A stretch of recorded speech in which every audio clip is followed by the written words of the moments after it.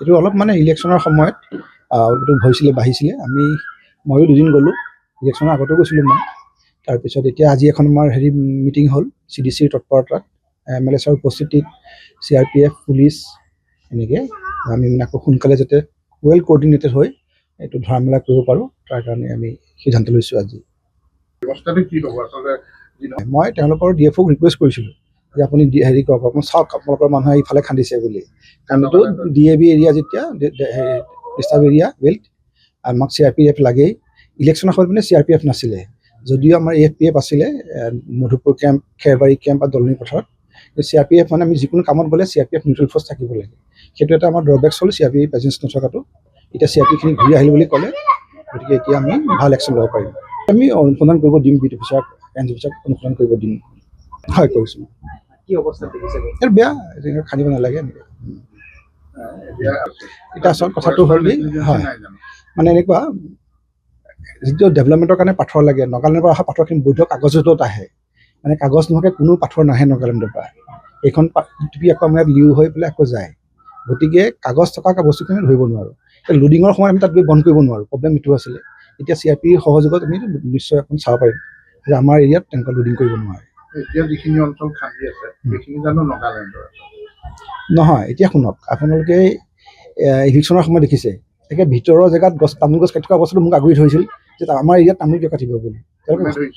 নগা মানুহ আহি পেলাই তেওঁলোকে মানে ঘৰটো ভাঙিব দিয়ে তামোল কাটিব নিদিয়ে এনেকুৱা সেইখিনি তেওঁলোকৰ গাঁও বুলি কয় এতিয়া নেফানীৰ ওচৰত খেৰবাৰীৰ ওচৰত সেইখিনি গাঁও তেওঁলোকে আগতে তেওঁলোকৰ নাগালেণ্ডৰ গাঁও বুলি কয়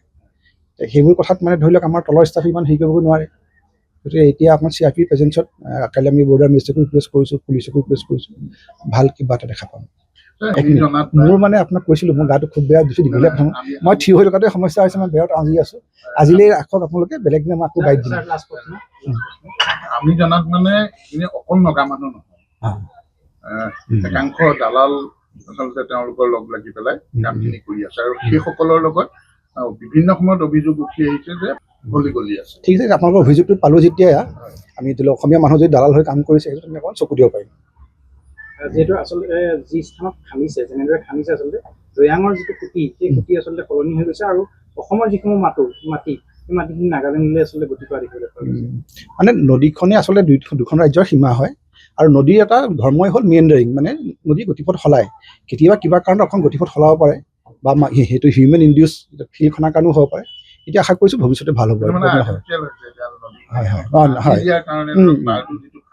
হয় হয় হ'ব কাইলৈ মানুহ পঠাম বুলি ক'লোঁ আপোনাক আমি CRP নোহোৱাকৈ যাব নোৱাৰোঁ CRP তেওঁলোকে কৈছে CRP ইলেকশ্যন সময়ত CRP নাছিলে এতিয়া CRP আহিল বুলি তেওঁলোকে ক'লে এতিয়া আমাৰ ৰেঞ্জ অফিচাৰ আহিলে ৰেঞ্জ অফিচাৰ নাছিলে আমাৰ সেয়াত দৰবেক আছিলে গতিকে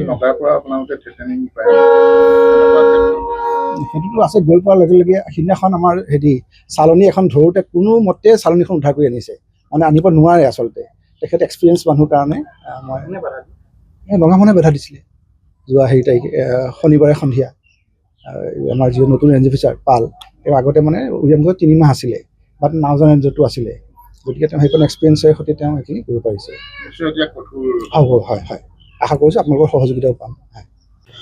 হয় যোৱাকালি আমি ধনশিৰি মহকুমাৰ চুতীয়া ছাত্ৰ সন্থাৰ এটা সজাতি দলে সীমান্ত অঞ্চল আমি বিভিন্ন ঠাইসমূহত পৰিদৰ্শন কৰিছিলোঁ পৰিদৰ্শন কৰিও দেখিবলৈ পালোঁ যে তাত এটা অতি ভয়ানক প্ৰতিচ্ছবি দেখাবলৈ পোৱা গৈছে সেই তাত কিছুমান শিল মাফিয়াই কি কৰিছে নগাৰ নাম লৈ পিনি কিন্তু আমাৰ অসমৰ মাটিত একদম খান্দি লৈ পিনি এনেকুৱা এটা পৰ্যায় পাইছে ন দেখিলে আপোনাৰ আচৰিত হ'ব এই বিষয়ত আমি প্ৰশাসনক অৱগত কৰাৰ পিছত কিন্তু আজি তাৰিখলৈকে একো বিহিত ব্যৱস্থা কৰা নাই আমি ধনশিৰি মহকুমা চুতীয়া ছাত্ৰ সন্থাৰ লগতে উৰিয়ামঘাট আঞ্চলিক চুতীয়া ছাত্ৰ সন্থাই দাবী জনাইছোঁ যাতে উক্ত অঞ্চলসমূহ পৰিদৰ্শন কৰি ইয়াৰ ওপৰত এটা যথোচিত বিহিত ব্যৱস্থা কৰিবলৈ আমি দাবী জনাইছোঁ বন বিভাগ হৈ গ'ল এটা হাতৰ পুতলা তেওঁলোকৰ মানে কি শিল মাফিয়াৰ লগত বা অন্যান্য লগত তেওঁলোকৰ টকাৰ লেনদেনৰ লগত কাম কৰি থকা মানে যিবিলাক কাৰ্য দেখি পোৱা গৈছে তেওঁলোকে কিবা টকাৰ লেনদেনৰ লগত এইবিলাক কাৰ্য চলাই থাকিবলৈ সুবিধা দিয়া যেন আমাৰ অনুমান হৈছে CRPFৰ কোনো আমাৰ সীমান্ত অঞ্চলত প্ৰয়োজন নাই বুলিয়ে ভাবোঁ তেওঁলোকে অকল নগাৰ পক্ষপাতিত্বমূলক ব্যৱস্থা গ্ৰহণ কৰে আমাৰ অসমৰ যিখিনি তেওঁলোকে অসমৰ হৈ তেওঁলোকে সুৰক্ষা প্ৰদান বা ব্যৱস্থা গ্ৰহণ কৰিব লাগে আজি তাৰিখলৈকে কিন্তু দেখিবলৈ পোৱা নাযায় একদম চৰম পৰ্যায়ত আছে পিঠাঘাট অঞ্চলত। তেওঁলোকে প্ৰায় 1000 মিটাৰো অধিক ভিতৰলৈকে তামোল বাৰী খান্দি লৈ পিনি 10-12খন ফকলেনে দিনে ৰাতিয়ে খনন কাৰ্য চলাই থকা আমি কালি দেখিবলৈ পাই অহা হৈছে। নিশ্চিতভাৱে এই পৰ্যায়ত থাকিলে মানে বিপদত পৰা পূৰ্ণ সম্ভাৱনা আছে। কিন্তু প্ৰকৃতিৰ যিটো এটা নিৰ্ধাৰিত গতি, কালি আমি দেখিবলৈ পালোঁ যে তেওঁলোকে নদীৰ গতিপথে সলনি কৰি পঠিয়ালে। পূৰ্ব যিখন নদী আছিলে শিল খননৰ ফলত তেওঁলোকে কি কৈছে, প্ৰায় 1000 মিটাৰৰ ভিতৰলৈ তেওঁলোকে নদীখনৰ গতিপথটো সলনি কৰি আহি পিনি খনন কাৰ্য কৰা দেখিবলৈ পোৱা যায়। দেখিতো আমি অতি আচৰিত হৈ গ'লোঁ যে ইমান CRPৰ সন্মুখত, বন বিভাগৰ সন্মুখত, ধনশিৰি মহকুমাৰ প্ৰশাসনৰ সন্মুখত তেওঁলোকে দেখি থাকিও যে একো ব্যৱস্থা লোৱা নাই। আমি ইয়াত এটা মানে আশ্চৰ্যজনক মানে চিন্তা কৰিবলৈ আমি বাধ্য হৈছোঁ, যাতে কিয় তেওঁলোকে আজিলৈকে একো ব্যৱস্থা কৰিব পৰা হোৱা নাই। কোন জড়িত আছে মানে আমি গম পোৱাটো বিভিন্ন ধৰণৰ শিল মাফিয়া আছে। তেওঁলোকৰ নামসমূহ প্ৰত্যক্ষভাৱে হয়তো গম নাপাওঁ, কিন্তু প্ৰশাসনে গম পায়। প্ৰশাসনে গম নাপালোঁ, কিন্তু বন বিভাগে 100% গম পায় বুলি আমি নিশ্চিত। কাৰণ কেলৈ তেওঁলোকে যিকোনো মুহূৰ্তত বন বিভাগে বা সেই স্থানসমূহ পৰিদৰ্শন কৰোঁতে তেওঁলোকে নিশ্চয় সেই লোকসকলক দেখি পায়। আমি গ'লে মানে তেওঁলোকে কয় যে এইটো নগাই লৈছে, নগাৰ পৰা আমি খান্দি বস্তু লৈ আছোঁ। কিন্তু নামটো লৈ নগাই, কিন্তু কামটো কৰি আছে আমাৰ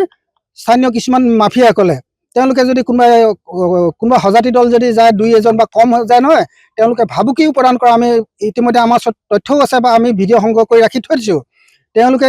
নিমন্ত্ৰণ কৰে বা আমন্ত্ৰণ জনায় যে আহা তোমালোকৰ ওপৰত আমি বিহিত ব্যৱস্থা কৰিম। আমাৰ নদীত আমাৰ এতিয়া অধিকাৰ এটা আছে, আমাৰ এটা বেলেগ পৰ্যায়ত আমি আছোঁ। তেনেকুৱা ধৰণৰ কিছুমান তেওঁলোকৰ লক্ষণবিলাক আমি দেখিবলৈ পোৱা গৈছে। গতিকে আমি প্ৰশাসনক আমি অনুৰোধ জনাইছোঁ, এইবিলাকৰ ওপৰত তেওঁলোকে বিহিত ব্যৱস্থা লওক। অন্যথা আমি ধনশিৰি মহকুমাৰ চুতীয়া ছাত্ৰ সন্থাৰ সহযোগত উৰিয়াবান আঞ্চলিক চুতীয়া ছাত্ৰ সন্থাই বিভিন্ন সময়ত আমি প্ৰতিবাদ কাৰ্যসূচী হাতত ল'বলৈ আমি বাধ্য। যিকোনো খবৰৰ বাবে যোগাযোগ কৰক আমাৰ এই নম্বৰত 9181 307 2221।